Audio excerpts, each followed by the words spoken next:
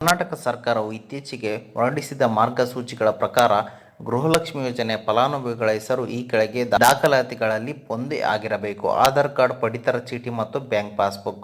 2023ರ ಕರ್ನಾಟಕ ಸರ್ಕಾರವು ಜಾರಿಗೆ ತಂದ ಗೃಹಲಕ್ಷ್ಮಿ ಯೋಜನೆಯು ಭಾರತದ ಅತ್ಯಂತ ಮಹತ್ವಾಕಾಂಕ್ಷಿ ಮಹಿಳಾ ಸಬಲೀಕರಣ ಯೋಜನೆಗಳಲ್ಲಿ ಒಂದಾಗಿದೆ. ಈ ಯೋಜನೆಯಡಿ ಮಾಸಿಕ 2,000 ರೂಪಾಯಿಗಳನ್ನು ನೀಡಲಾಗುತ್ತಿದೆ ಮತ್ತು ಬಹುಪಾಲು ಫಲಾನುಭವಿಗಳು ತಮ್ಮ ಹಣವನ್ನು ಪ್ರತಿ ತಿಂಗಳು ಪಡೆಯುತ್ತಿದ್ದರೆ, ಕೆಲವರು ಕರ್ನಾಟಕ ಸರ್ಕಾರದಿಂದ ಗೃಹಲಕ್ಷ್ಮಿ ಯೋಜನೆಯಡಿ ಒಂದೇ ಒಂದು ಪಾವತಿಯನ್ನು ಸಹ ಪಡೆದಿಲ್ಲ. ಗೃಹಲಕ್ಷ್ಮಿ ಹಣ ಬರದ ಸಮಸ್ಯೆಯನ್ನು ಪರಿಹರಿಸಲು ನಾವು ನಿಮಗೆ 6 ಪರಿಹಾರಗಳನ್ನು ನೀಡುತ್ತಿದ್ದೇವೆ. ಈ ಹಂತದಲ್ಲಿ ಅನುಸರಿಸಿದ ನಂತರ ಅನೇಕ ಜನರು ತಮ್ಮ ಹಣವನ್ನು ಯಶಸ್ವಿಯಾಗಿ ಸ್ವೀಕರಿಸಿದ್ದಾರೆ ಎಂಬುದನ್ನು ದಯವಿಟ್ಟು ಗಮನಿಸಿ. ಈ ವಿಡಿಯೋದಲ್ಲಿ ಹೇಳಲಾದ ಪ್ರತಿಯೊಂದು ಹಂತವನ್ನು ಆದ್ಯತೆ ನೀಡಿ ಅನುಸರಿಸಿ ನಾವು ಹೆಚ್ಚು ಶಿಫಾರಸು ಮಾಡುತ್ತಿದ್ದೇವೆ. ಮತ್ತು ಫಲಾನುಭವಿಗಳು ನಿಮ್ಮ ಪ್ರತಿ ಪುಸ್ತಕ ಸರ್ಕಾರಕ್ಕೆ ಯಾವುದೇ ತೆರಿಗೆಯನ್ನು ಪಾವತಿಸುತ್ತಿದ್ದೀರಾ ಎಂಬುದು ನೀವೇ ಕೇಳಿಕೊಳ್ಳಬೇಕಾದ ಮೊದಲ ಪ್ರಶ್ನೆ. ನಿಮ್ಮಲ್ಲಿ ಯಾರಾದರೂ ತೆರಿಗೆ ಪಾವತಿಸುತ್ತಿದ್ದರೆ ನಿಮ್ಮ ಗೃಹಲಕ್ಷ್ಮಿ ಯೋಜನೆಗೆ ಅರ್ಹರಾಗಿರುವುದಿಲ್ಲ. ಮತ್ತು ನೀವು ಸರ್ಕಾರಕ್ಕೆ ತೆರಿಗೆಯನ್ನು ಪಾವತಿಸಿದರೂ ನಿಮ್ಮ ಗೃಹಲಕ್ಷ್ಮಿ ಯೋಜನೆ ಯಾವುದೇ ಪಾವತಿಗಳನ್ನು ಸ್ವೀಕರಿಸದಿದ್ದರೂ ಹೇಳಿರುವ ಪಾಲಿಸಿಯನ್ನು ಪಾಲಿಸಬೇಕಾಗುತ್ತದೆ. ಫಲಾನುಭವಿಗಳಿಗೆ ಆಧಾರ್ ಕಾರ್ಡ್, KYC ಮತ್ತು ಅಪ್ಡೇಟ್ ಆಗಿದೆ ಎಂದು ದೃಢೀಕರಿಸಬೇಕಾಗುತ್ತದೆ.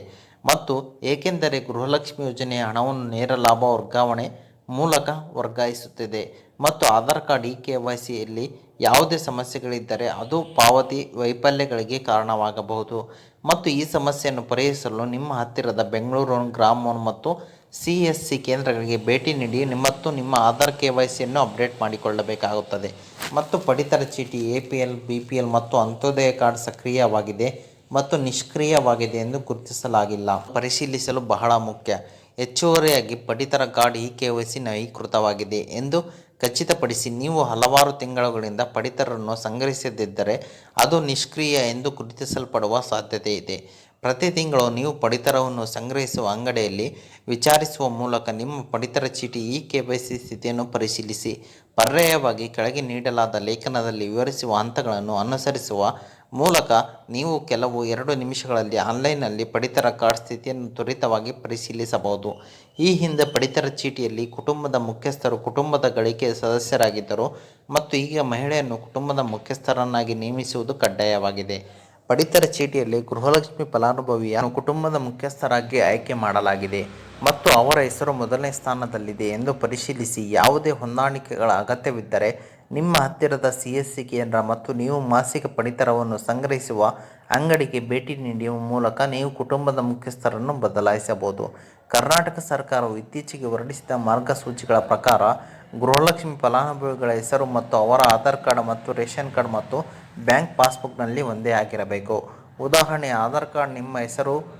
ಗೃಹಲಕ್ಷ್ಮಿ ಯೋಜನೆಗೆ ಅರ್ಜಿ ಸಲ್ಲಿಸುವಾಗ ಕೆಲವು ಫಲಾನುಭವಿಗಳು ತಮ್ಮ ಬ್ಯಾಂಕ್ ವಿವರಗಳನ್ನು ನೀಡಿದರೆ, ಇನ್ನೂ ಕೆಲವರು ತಮ್ಮ ಆಧಾರ್ ಕಾರ್ಡ್ ಸಂಖ್ಯೆಯನ್ನು ಮಾತ್ರ ನೀಡಿರಬಹುದು. ಗೃಹಲಕ್ಷ್ಮಿ ಯೋಜನೆಯ ಹಣವನ್ನು ನೇರ ವರ್ಗಾವಣೆ ಮೂಲಕ ವರ್ಗಾಯಿಸುವುದರಿಂದ ನಿಮ್ಮ ಆಧಾರ್ ಕಾರ್ಡ್ನೊಂದಿಗೆ ಲಿಂಕ್ ಮಾಡಲಾದ ಬ್ಯಾಂಕ್ ಖಾತೆಗೆ ಮಾತ್ರ ಮೊತ್ತವನ್ನು ವರ್ಗಾಯಿಸಲಾಗುತ್ತದೆ. ಈ ಆಧಾರ್ ಮತ್ತು ಬ್ಯಾಂಕ್ ಖಾತೆ ಲಿಂಕ್ ಇಲ್ಲದ DBT ಪಾವತಿಗಳು ವಿಫಲವಾಗಬಹುದು. ಇದನ್ನು ಪರಿಹರಿಸಲು ಆಧಾರ್ NPCI ಸ್ಥಿತಿಯನ್ನು ಪರಿಶೀಲಿಸಿ. ನಿಮ್ಮ ಆಧಾರ್ ಕಾರ್ಡ್ನೊಂದಿಗೆ ನಿಮ್ಮ ಬ್ಯಾಂಕ್ ಖಾತೆಯನ್ನು ಸೀಡ್ ಮಾಡಲು ನಿಮ್ಮ ಬ್ಯಾಂಕ್ಗೆ ಭೇಟಿ ನೀಡಿ. ಮತ್ತು ಗೃಹಲಕ್ಷ್ಮಿ ಯೋಜನೆಯಡಿಯಲ್ಲಿ ಯಾವುದೇ ಪಾವತಿಯನ್ನು ಸ್ವೀಕರಿಸದಿದ್ದರೆ ನಿಮ್ಮ ತಾಲೂಕು ಮಹಿಳಾ ಮತ್ತು ಮಕ್ಕಳ ಅಭಿವೃದ್ಧಿ ಇಲಾಖೆ ಕಚೇರಿಗೆ ಭೇಟಿ ನೀಡಿ.